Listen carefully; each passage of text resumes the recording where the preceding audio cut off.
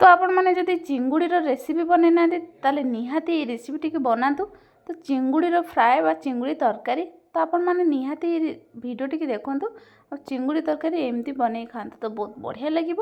देखो चिंगुड़ी को फास्ट धोईकी ये लुण हल्दी पकईकी ये भाजी नहीं। तो देखो यही चिंगुड़ी आम भाजी नवा टी भलसे भाजी नवा आम तरकारी बनैबा। तो तापर भाजी सारापर आम ये बाहर करनवा चिंगुड़ी की। तापर गोटे कड़ाई में 2 ରୁ 3 ଚାମच तेल मुझे पकई नौची। तापर ये ग्राइंड करी मसला पकई नौची। तो आपण मैंने यही थे चिंगुड़ी तरकारी बनाते तो बहुत बढ़िया टेस्ट लगे।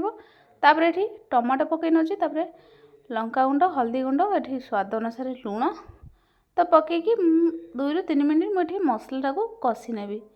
तो आपण मैंने जदि चिंगुड़ी रेसिपी बनई ना ताले निहाती बनातु।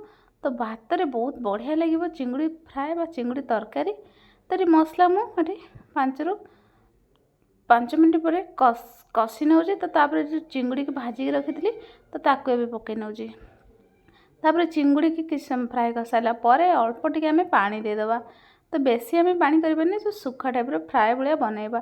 तो ये टिके पानी पकईकी ये मु फुटे नौची। तो देखो आमर चिंगुड़ी तरकारी पूरा रेडी हो गला। तो आपण मैंने जब बनै ना ये चिंगुड़ी फ्राए बन खातु। तो पखाल भात गरम भात बढ़िया लगे। तो देखिए जानीपे आमर तरकारी के बढ़िया देखा। तो निहाती बना तो वीडियो भल लगे लाइक शेयर सब्सक्राइब करने कमेंट जानवे।